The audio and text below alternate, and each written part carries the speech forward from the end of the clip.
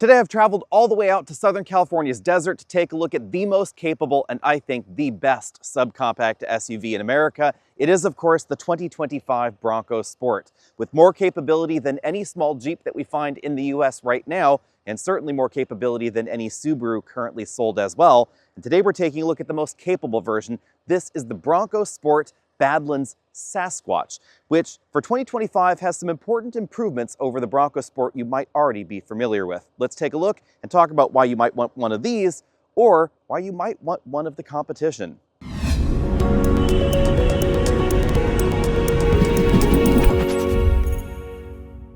Now, I know outside the US, folks are laughing at us calling this a subcompact SUV, but the boxy proportions and the big presence belie the fact that the Bronco Sport is actually on the small side of things in North America. So if you live in urban or suburban areas, you may find that this is the perfect vehicle that will fit in your garage and still be able to do the off-roading things you want to do on the weekend.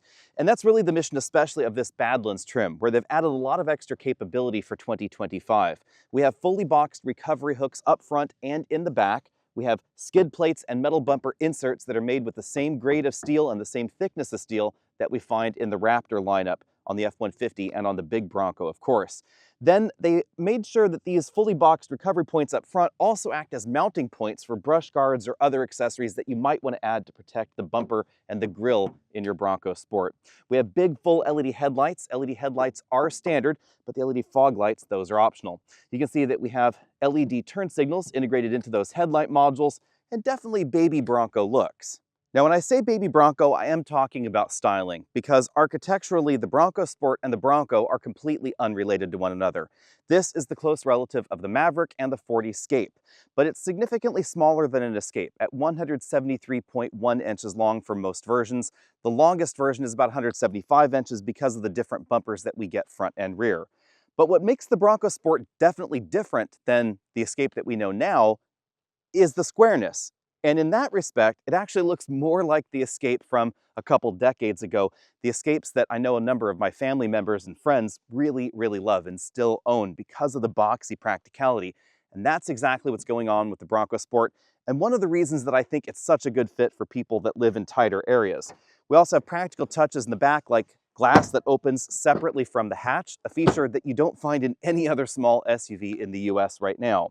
But of course, we also find some touches that are specific to the Badlands version of this model. Like the suspension lift, the wheel and tire package, we have 235/65 R17 Goodyear Territory all-terrain tires on this model, and improved approach, breakover, and departure angles. 31.2 degrees on the front is a really, really good approach angle. You won't find anything like that in the Subaru lineup because of the box or engine design that we find in that vehicle and how long it makes the front end. In something like this, where we have a transverse inline engine sitting almost on top of the front axle, they were able to push things in up front a little bit. Of course, you will still find better angles on something like the big Bronco. One of the practical touches new for 2025 are these attachment hooks on the front fenders. They're good for 150 pounds, so if you want to strap lumber or a Christmas tree or a ladder to your roof, this is a really good way to tie that down. And I was curious, how much do they rattle on an off-road trail? The answer is not at all, because there's a magnet that actually holds it down. Otherwise, it would be just rattling around there and bopping around. Further up the roof, we have some pretty hardy roof rails, no crossbars on this particular model, but you'll notice one of the other touches that I really appreciate in the Bronco Sport, and that is this interesting kink up in the roofline. That dramatically improves not only rear seat headroom, but also cargo practicality. It also gives me a little bit of a Land Rover vibe. One might normally say that imitation is a sincere form of flattery, but remember that when Land Rover had the kinky roofline, they were owned by Ford, so it could have been a Ford cooked up design. Back here we have again that separately opening hatch glass, but the opening could be a little bit larger in my estimation. Also, we have the module that powers the wiper on the rear window right here in the middle of everything. And that means that putting some of those larger and bulkier items inside that maybe need to hang out the back, that's going to be a little bit trickier, but I still love the fact that we have that. It makes cargo practicality so much better than just a hatch that opens, even though we do have one of the largest openings in this segment, just thanks to the size and the height of the Bronco Sport. At the bottom of the bumper, we have, again, metal inserts like we found up front with huge recovery hooks. These are really substantial. I don't know how much this package weighs, but you can check out the weight charts. The Bronco Sport Badlands Sasquatch is definitely heavier than the rest of the Bronco Sport lineup, and all that has to do with the underbody and the bumper protection that we find in this model. But interestingly, unlike pickup trucks, they don't wrap the metal all the way around the side. So we have plastic bumpers here with parking sensors integrated there and here in the metal, and then metal in the center of everything around those recovery hooks, and then wrapping all the way around for the underbody protection. Most likely because the competition offers adaptive cruise control, we find that standard in the Bronco Sport, whereas we don't find that in the related Ford Maverick, giving this a bit more standard driver assistance tech. Adaptive cruise control, autonomous emergency braking, blind spot monitoring, rear cross traffic detection, and auto high beams are found on every model. But if you want some of the more advanced features like the 360-degree camera system where we have a camera right there under the Bronco logo, you are going to have to work your way up to the upper end trims. And that's certainly something that I would want if I planned on taking my shiny new Bronco Sport with perfect paint out on some of the trails that we're going to be doing a little bit later. Somewhat surprisingly, Ford did not upgrade the taillights for 2025, so these are still fully incandescent modules in the back. I do think that's an odd twist, especially since the Bronco Sport can get notably more expensive than the competition. Under the hood, we have basically the same drivetrains as last year, a 1.5-liter 3-cylinder turbo or a 2-liter 4-cylinder turbo, giving you the choice of 180 horsepower or 250 horsepower. The most capable versions are going to have the 2-liter turbo engine, but oddly enough, the one thing I had hoped for in the Bronco Sport is not happening for 2025, and that would be the inclusion of the Maverick all-wheel drive hybrid system, which I think would be all kinds of fantastic in this, especially since we do have some hybrid entries that this is competing with. Most notably the Corolla Cross Hybrid, which is certainly not as capable as this, but also the Subaru Crosstrek Hybrid, which is about as capable as the base versions of the Bronco Sport with all-wheel drive. Obviously, the Subaru is not going to have any of the kind of metal protection that we find around here, or the kind of capability that we find with this all-wheel drive system, which is an interesting twist in this segment. This Bronco Sport has Ford's twin-clutch rear drive unit. You'll notice I didn't say rear differential because it's technically not one. It's an angle gear in the back, and on the output side, we have a clutch on the left and a clutch on the right. That allows the vehicle to connect the rear drive unit to the front and send however much power that unit is capable of to the rear. It's actually not 100% of engine power, by the way, but Ford is not overly specific. And then they can send up to 1,500 Newton meters approximately to either wheel on the rear end. That has the effect of giving this locking capability, limited slip capability, and torque vectoring capability that we simply don't find in anything else in this segment at the moment. Once upon a time, Jeep did give us an actual locking rear differential and a 2-speed transfer case in the Cherokee, but remember, the Cherokee is gone, and we don't know exactly what its replacement is going to be like. But also remember that Cherokee was technically a size category larger than this, and this competes with the Jeep Compass, which doesn't have any of that tech. As you'd expect, mechanical off-road capability comes in tiers in the Bronco Sport lineup. If you're taking a look at the Big Bend with the Black Diamond package, which is this very blue model here, we have the same bash plate up front and the same brush guard with recovery hooks front and rear that we find in the model you just saw, that very green model, but we don't have all the suite of underbody protection. I'll show you that in a moment. We also don't have the twin clutch unit in the back for the all-wheel drive system, so it's more of a traditional all-wheel drive with an open diff in the back and brake-actuated traction control to send power side to side. Now, the two Sasquatch models are interesting because you're going to find the twin clutch unit in both of them, but they don't have the same suspension tune. If you get the Badlands, which gets you the 2-liter turbo, you also get the Haas 3.0 remote reservoir suspension system, which is going to be a little bit more suitable for sustained rally driving or Baja running. If you're going to be in a really sandy environment with a lot of those dips and whoops, it's going to be better able to handle that. You, of course, also get the extra power and torque from the 2-liter turbo versus the 1.5-liter turbo that you find in the Outer Banks model, and you get 2 extra software modes for the all-wheel drive system. You get rally and you get the rock crawl mode. And of course, lastly, you get upgraded cooling for that 2-liter turbo engine, which is certainly going to be important if you're out here in the desert in, a few months' time, where it's going to be about 120 or maybe even occasionally 125 degrees Fahrenheit during the day. Now, the Badlands and the Sasquatch are not the only way to get the looks that you see here, but if you look closely, you'll notice that this Black Diamond with the off-road package doesn't have the complete suite of underbody protection. It has the main bash plate here, it has the recovery hooks front and rear, and you can get the brush guard here as well, but we don't have that extra level of underbody protection. You'll find that standard on the Badlands and included in the Sasquatch package, which is available in Outer Banks and on Badlands as well. The Black Diamond is importantly missing this steel panel right here. We actually have the skid plate under the engine and transmission over there. There's another panel here, and then there's the panel on the bumper. So we do have a lot of front end protection. That's really important if you do plan on bashing your vehicle into rocks. It mostly protects the intercooler. The intercooler and the active flaps right here, the active aero flaps, are in this zone here, but we do have a separation of maybe about 1.5 inches or 2 inches. So you'd actually have to knock these plates in quite far or get some of those larger rocks to accidentally go through that opening before you're really going to be worried about damaging the intercooler. Thanks to the boxy design of the Bronco Sport, front seat comfort is not only good, we have a ton of headroom. So if you check out the front seat here, I'll move the driver's seat all the way down. This is one of the few vehicles I could probably wear a top hat in and be pretty comfortable driving. Or if you're a shorter person and you really want a high driving position, you can definitely achieve it in the Bronco Sport. This is as high as the seat gets. I still have about 3 inches of headroom left. Now on the downside, we have only two-way adjustable lumbar support for the driver's seat, and we don't have a passenger seat with the same range of motion. If you like a higher driving position as I do, this is also going to give you more legroom in the back. So let's hop back there and see what we get in the rear.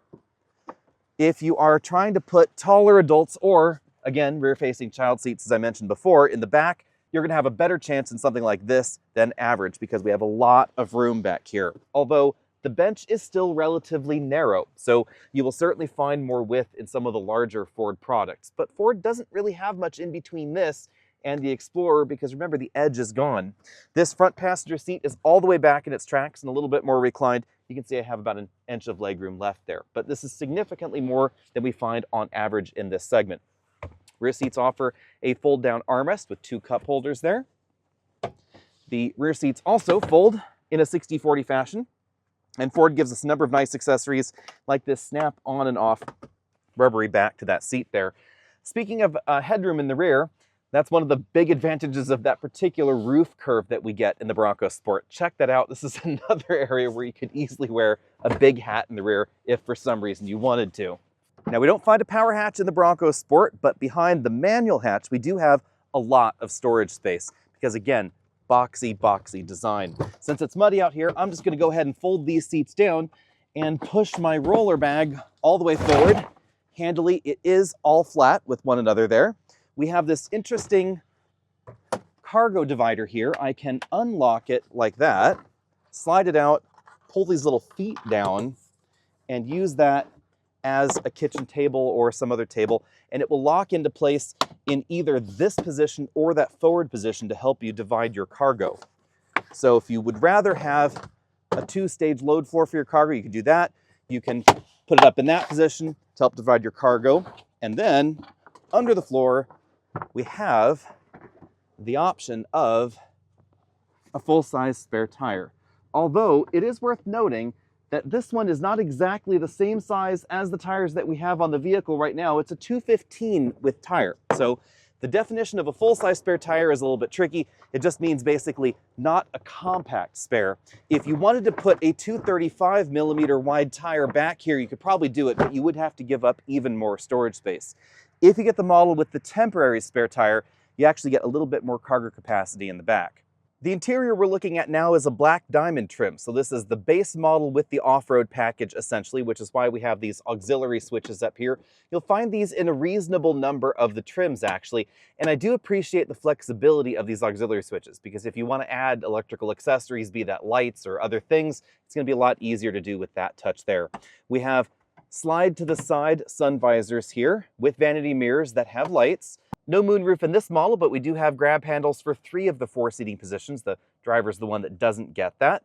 We get height adjustable shoulder belts for the driver and front passenger, and ratchet style headrests in some trims, but some get just 2-way head restraints. Moving down from there, this one does not have leather upholstery or imitation leather upholstery. It may be difficult to tell on camera, but I would say this is somewhere between tan and gray. We then have the charcoal midsection of the seat right there, and moderate bolstering on the seat back, and pretty light bolstering on the seat bottom cushion. So larger folks shouldn't have any trouble finding a comfortable seating position.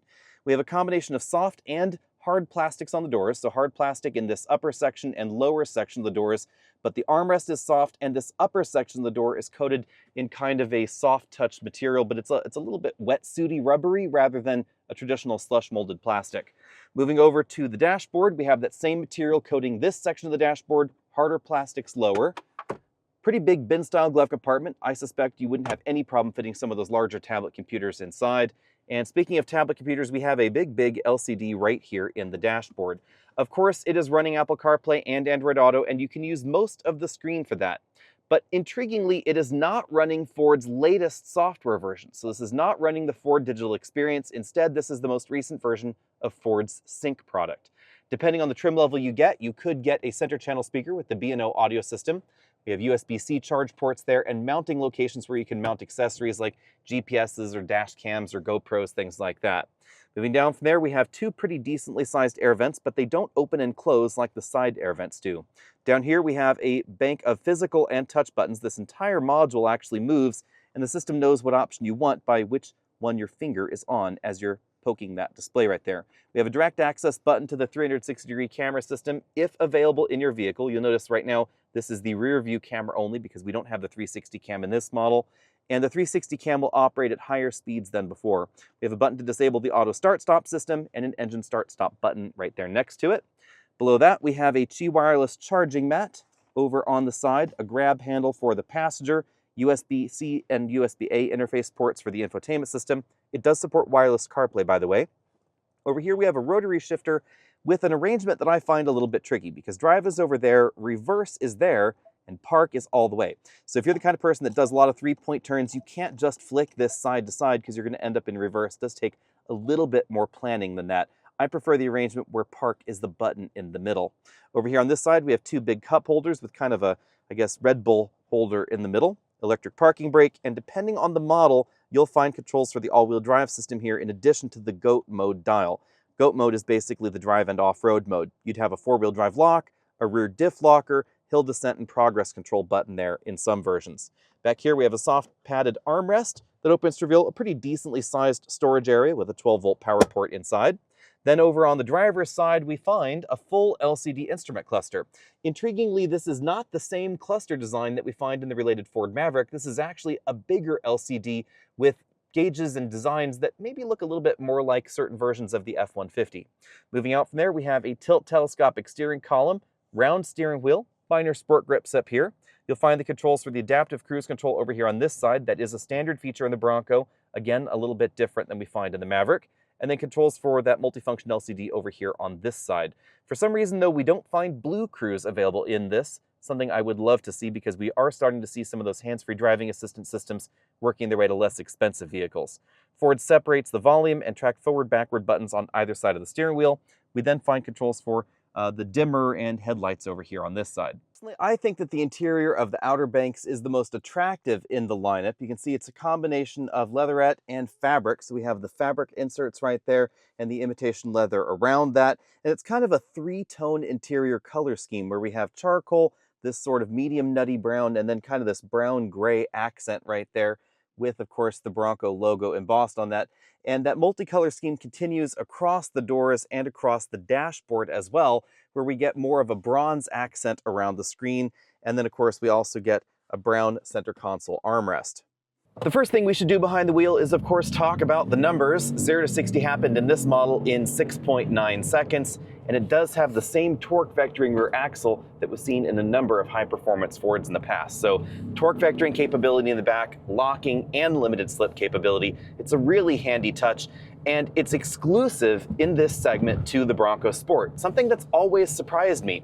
Because, of course, Honda has iVTM4, Acura has super handling all-wheel drive, but in their smaller format vehicles, Honda has for some reason chosen not to put it in their small crossovers. So no HRV, no CRV, not even an Acura in this segment with that kind of axle in the back. We also don't have anything like this from Jeep or from General Motors. Two other big surprises there. Although we don't exactly know what the upcoming Cherokee replacement will be like, I expect it's actually going to be quite similar to what we see here, because the last generation Cherokee had a locking differential in the rear, but it didn't have the same kind of torque vectoring capability. We'll, of course, have to wait and see what that Jeep model looks like, but it should be coming up soon.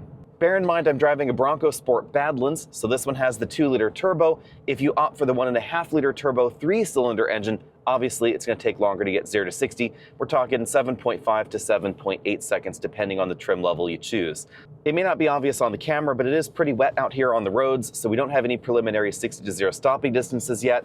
I suspect it's going to be basically the same as the last Bronco Sport we tested, so we're talking around 130 to 135 feet if we're looking at the Badlands trim. Remember that all-terrain tires, even though these are not the most aggressive all-terrain tires, are really going to extend out that stopping distance, so you do need to decide exactly how much time you're going to spend on a trail or on a paved road surface, and which direction you want to go. Do you want something that's a bit more daily driver focused or a bit more weekend adventure focused? We're now out in Anza Borrego State Park where you really see the benefit of this torque vectoring all-wheel drive system. This is an awful lot of fun. We're in the rally mode, which locks the center coupling and then of course commands a different traction control profile than you find in the other drive modes. And that's really going to help out in situations like this where the sand is really deep.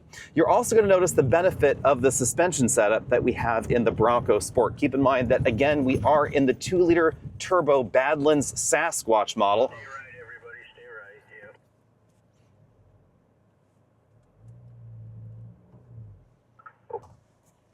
And so now we're just gonna power through this. Thanks to the 2-liter turbo, we have an awful lot more power than in the 1.5-liter turbo, and that means just a lot more fun and ability to get through some of those deeper sand piles where you really need the extra oomph and the extra speed to carry through. We're now in the rock crawl mode, which means not only is the center coupling locked, the rear coupling is also completely locked, giving us something very similar to what you'd find in a body-on-frame SUV. But importantly, we don't get a low ratio mode like you would find in something like a RAV4 or, of course, a full-on Bronco. So we are going to get a slightly different feel to this as you're out on a trail. Rock crawl mode's also going to dampen the throttle response a little bit, and it's going to give us the one pedal trail driving mode, which, as it sounds, it's kind of like an EV, where if you take your foot off the accelerator pedal, it's automatically going to pull the vehicle to a complete stop.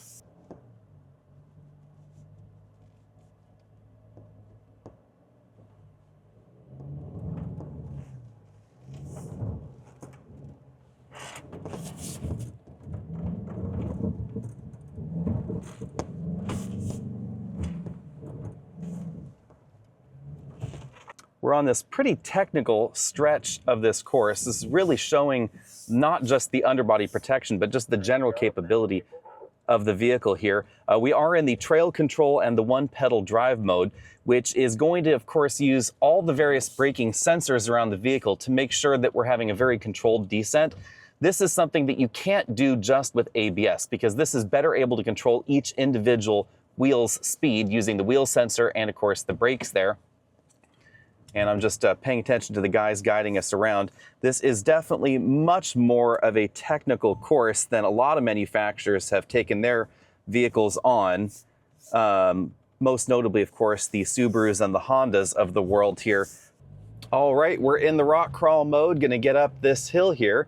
This is also where we're gonna really see the benefit of these systems. And it's worth noting you can get all of this same hardware with the 1.5-liter turbo engine, because you can get the Sasquatch package not just in the Badlands trim, but also one trim level down. And so that is really going to improve the capability. The big difference, of course, is that you're gonna have less torque and less power out of this system if you opt for the 1.5-liter turbo. But other than that, the general mechanical capability of this system is exactly the same.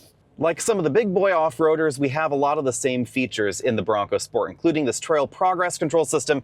Every manufacturer, of course, has a different name for it. That's just the name I'm going to use here. Basically, it's like trail cruise control. Set it to a particular speed, whether you're going uphill or downhill, it's going to keep your speed under control. One of the benefits of this system is that it can control the throttle more rapidly than you can with your foot on the accelerator pedal. You're not going to have that bopping feel that you sometimes can if you're moving around and the vehicle's moving around, your foot's moving around. And then downhill, it's going to do that same sort of thing, of course, with the brakes. Now, there's certainly advantages to the 1-pedal mode, but unless you're in a really tricky situation, it's probably easier to start dancing on the pedals here. We can see the advantage here in this this really tricky downhill situation for the one-pedal braking mode and the hill descent control that we definitely have as a part of this system here. I'm going to go ahead and set myself to the level 1 in this system as we go down. Big shout out to Rob there for, taking the video on the outside of the car. Again, bash plates, but also remember that you can get a lot of this capability with the 1.5 liter turbo as well. So you don't need the 2 liter turbo for this. But keep in mind that if you get the base off-road package, and that would be the least expensive first entry-level off-road package, you don't get all of the underbody protection that we have in this model. You get some of it, you get the recovery hooks all the way around, but you don't get this level here.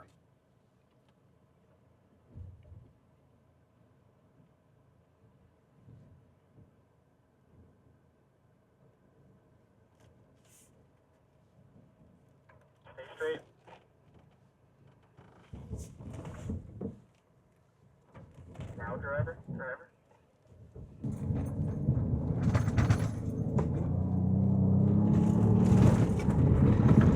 The suspension tuning in this model is a little bit different than most of the other Bronco Sports. And that means this is going to be a little bit more appropriate for this kind of surface where we have a lot of sand, but we also have a lot of ruts deeper in there. You can really feel that torque vectoring limited slip functionality in the axle just helping us through some of these situations. And then of course the really deep sand areas like this just helping us not get stuck, which is definitely important. This kind of washboard surface though is definitely where you might want a full-size Bronco, because the Bronco Sport is, any way you slice it, going to be firmer than especially an aired down full-on Bronco. And that's going to mean trails like this are going to be significantly more comfortable in something like that. But again, this is a really good balance between on-road capability and off-road capability, exactly what the Bronco Sport is about.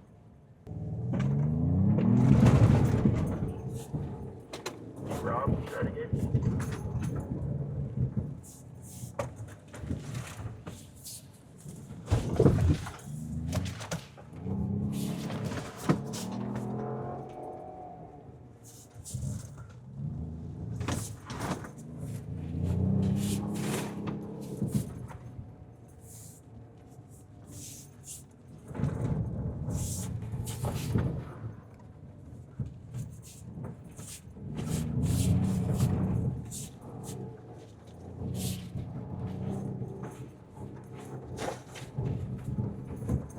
You can really feel the torque vectoring back there. It is a lot of fun, and there is a lot of wheel seesawing here.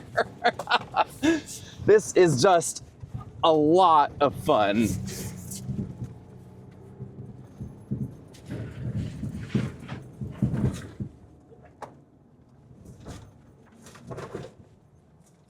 Now let's get down to the dollars and cents. How much is it going to cost to get one of these in your driveway? Well, it's going to start at $31,590.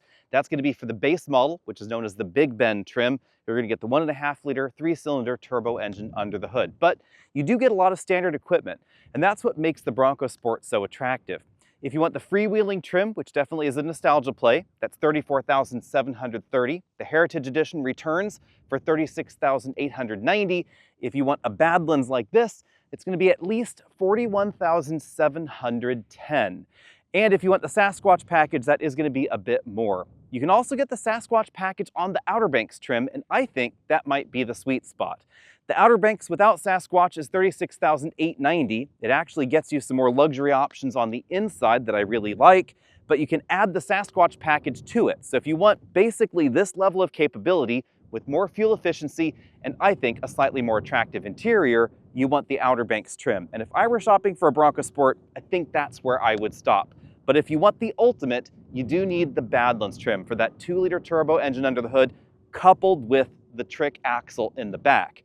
Although I really appreciate the fact that Ford does not make that rear axle unit exclusive to the 2-liter turbo, because now again, you can Sasquatch with the Outer Banks trim and get that rear axle unit.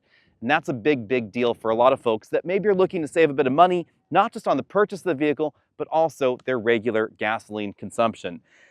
And you know what? That's also what makes this unique in this segment, because nobody has this level of off-road capability at this moment. because arguably the last generation Cherokee, before it was discontinued, actually had more capability than we find in this model. That's why it was also more expensive, mind you, because it had a 2-speed transfer case and a true locking rear differential. One thing that we don't find on this model is, of course, any sort of low ratio mode.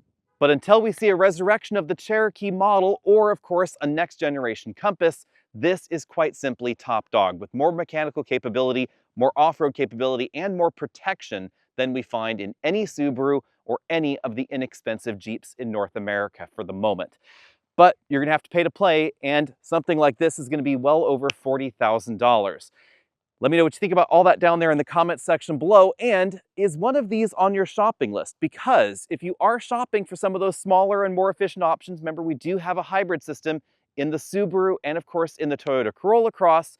I still think you might want to check one of these out because we get this kick up in the rear roof, which means we have a lot more rear seat headroom and a more practical cargo area than we find in any of the competition as well. So even if you're not interested in doing the sort of off-roading we were doing today, I think there's still a place for the Bronco Sport. It looks great, it's really roomy on the inside, and performance is actually pretty decent. Doesn't matter whether you get the 1.5-liter turbo or the 2-liter turbo. Let me know about that too. See all of you next week. Be sure and sound off down there in that comment section. If you haven't already checked out the podcast, the EV Buyer's Guide channel, found us on Facebook, etc., be sure and do all those things. We'll see all of you next time.